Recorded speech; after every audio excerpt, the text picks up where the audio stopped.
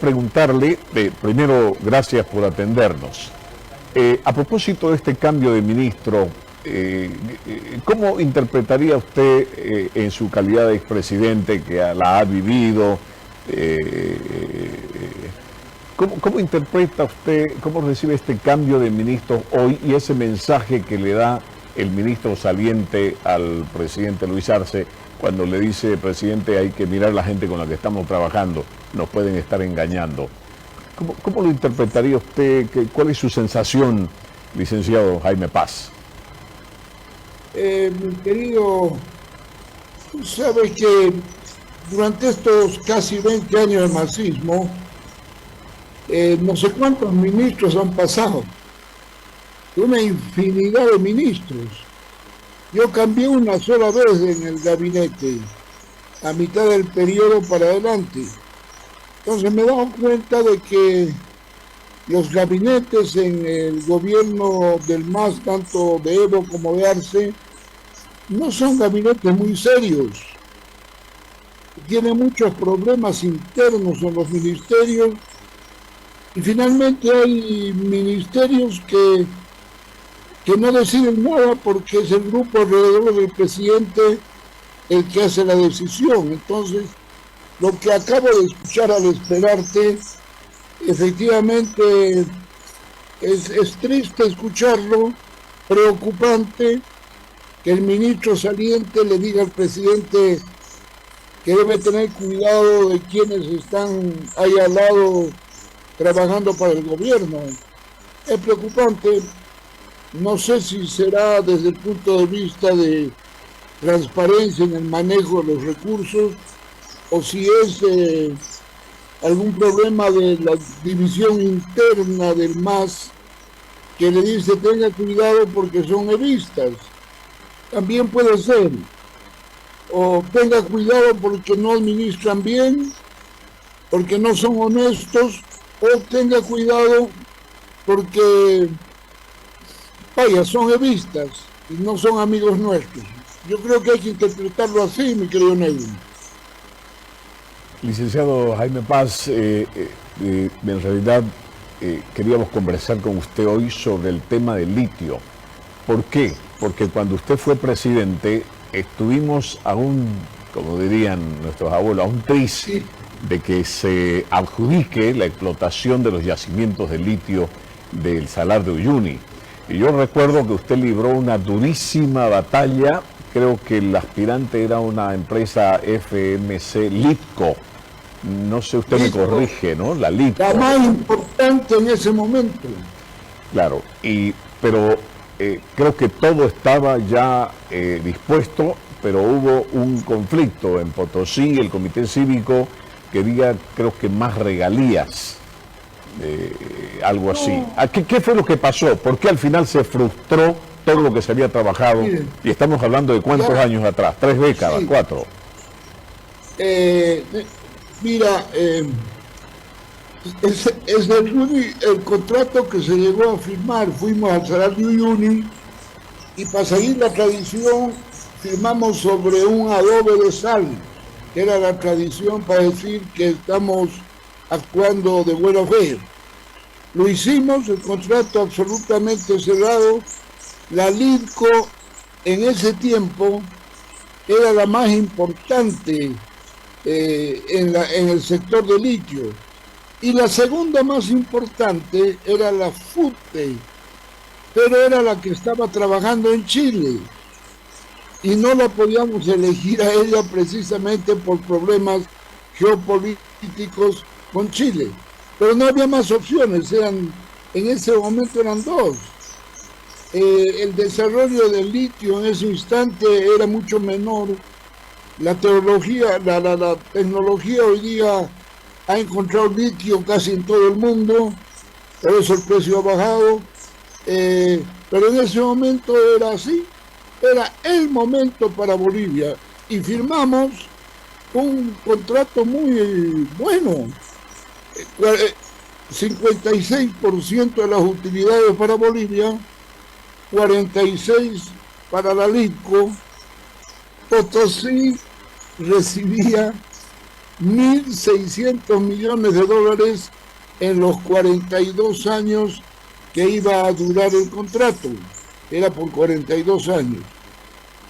Fue al Congreso, en realidad es en el Congreso donde la oposición parlamentaria, la oposición a mi gobierno, que sobre todo era del bonismo, fue la que, por una tontería, habíamos firmado con la LICO cuando el IVA estaba en 10%.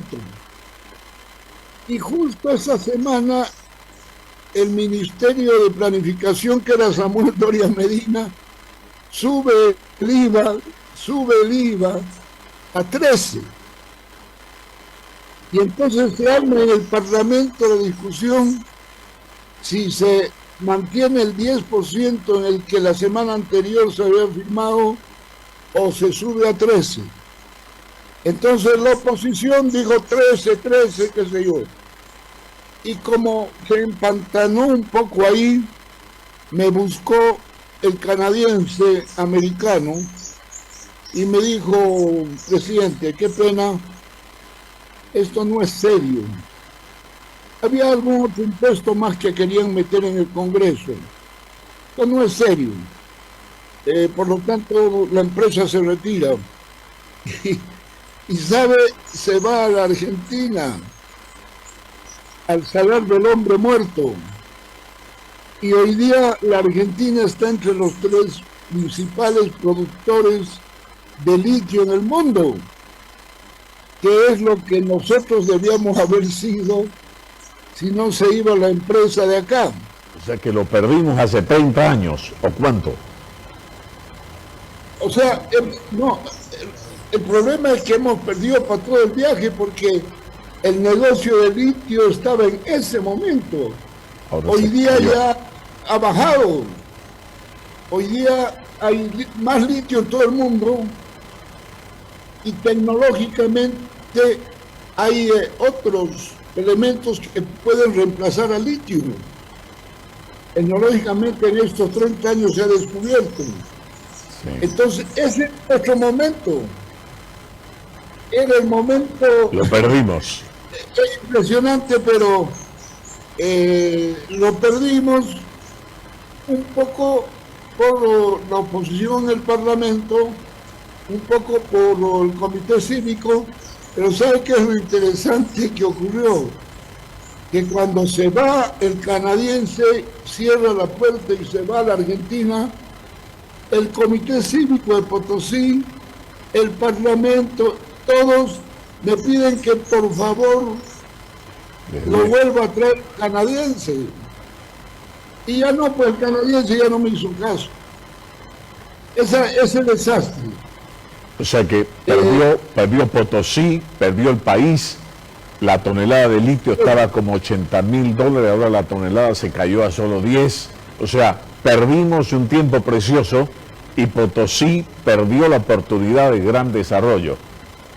La gran oportunidad. Le correspondían 1.600 millones de dólares a Potosí. 1.600. Y de las utilidades Bolivia sacaba 56 y la LICO 46. 24, y es 44.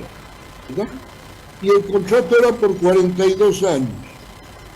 Entonces, esa es una lástima, es una oportunidad histórica perdida. Y lo peor que los que se opusieron, no pasa nada. Ahí están, nadie les cobra. No hay responsables. No hay responsables del desastre que provocaron en aquel tiempo. Claro. ¿La historia se repite o cómo la ve la situación actual? Claro, ya los actores son diferentes y la situación es diferente, pero ¿no será que vamos a volver a repetir el error? Bueno, el problema es de que ahora no se presenta tan beneficioso como hace 30 y tantos años, porque ahora hay más litio en el mundo y hay muchas más empresas y por lo tanto la competencia es más difícil. Pues aquí se han presentado dos, la rusa y la china, Y, por ejemplo, la China, como te dijeran, no está cumpliendo lo que la ley dice. Por ejemplo, no se hizo consulta a los habitantes de las comunidades del lago, del Salar. Es un tema. Segundo, la China no quiere pagar impuestos a la exportación de capitales. Por ejemplo, la que produce plata ahí cerca, la mina San Bartolomé, paga un porcentaje de sus ganancias si quiere sacar el capital de Bolivia. En este contrato con la China no quiere pagar nada, sacar el capital sin pagar un impuesto a Bolivia. Entonces, y tiene otros aspectos que, claro, hoy día pueden exigir más que hace 30 años. Entonces, porque la situación está más bien favorable a la oferta sobre la demanda. Los que ofrecen, en la medida que hay más litio en el mundo, tienen más posibilidades de hacerlo. Y hay otros puntos que he estado viendo por la prensa que no habían pues hace 30 años en lo que firmamos nosotros. Por ejemplo, sobre los residuos. La ILB, Yacimientos de Litio Boliviano, tú sabes, ha gastado $1.000 millones en hacer sus instalaciones en el Salar de Uyuni. Y como tenía muy mala tecnología, se ha dejado muchos residuos por no tener tecnología para procesarlos. Ahora, estos residuos han entrado a la negociación ahora con China. China le interesan los residuos. También trabajar en los residuos, ¿verdad? Pero lo hace según sus condiciones, que no son muy favorables para Bolivia. Entonces hay varios detalles que habría que analizar, pero en todo caso teniendo en cuenta que hoy día no estamos tan bien posesionados como en 1992, que en el 92 firmamos con la Litco Corporation. Sí, ahora en el punto en que estamos la discusión está caliente, ¿no? Y me recuerda nuevamente lo que pasó en aquel tiempo con el tema de Potosí, el movimiento cívico. Claro. Ahora, ¿cuál es la idea? ¿Es favorable el contrato que se pretende firmar ahora? ¿Es favorable para el país? ¿No es favorable teniendo en cuenta las condiciones actuales, teniendo en cuenta que el tren de la oportunidad ya pasó una vez? ¿No será que lo vamos a dejar ir otra vez y aunque las condiciones no son mejores? Yo creo que es posible no dejarlo ir, pero sí es necesario hacer unos ajustes. Por ejemplo, tienen que pagar a la exportación de capitales algún impuesto. ¿Cómo van a sacar sus ganancias sin llegar un impuesto como cualquier empresa de minera lo hace, por ejemplo, de La Plata? Por ejemplo, esas cosas tienen que ajustarse. Lo mismo en el tratamiento de estos residuos, que son importantes, porque en esos residuos hay mucho carbonato de litio todavía. Entonces, creo que el Comité Cívico tiene que andarse con prudencia, teniendo en cuenta la experiencia del pasado,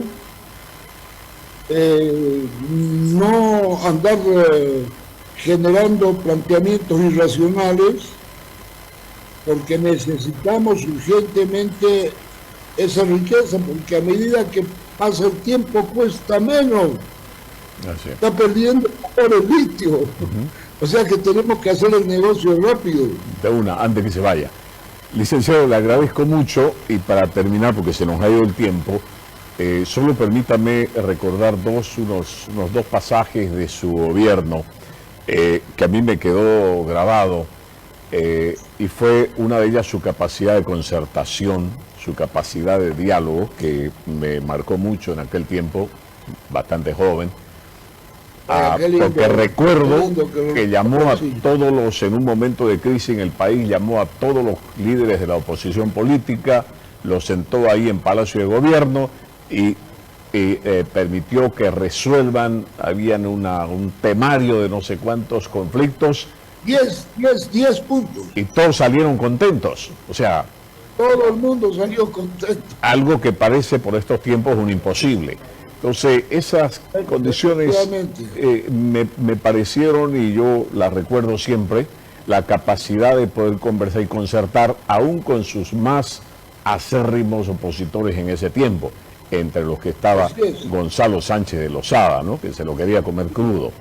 Entonces, una de esas, y luego su capacidad siempre de concertación, que me pareció algo extraordinario en ese tiempo. Me pareció muy bien.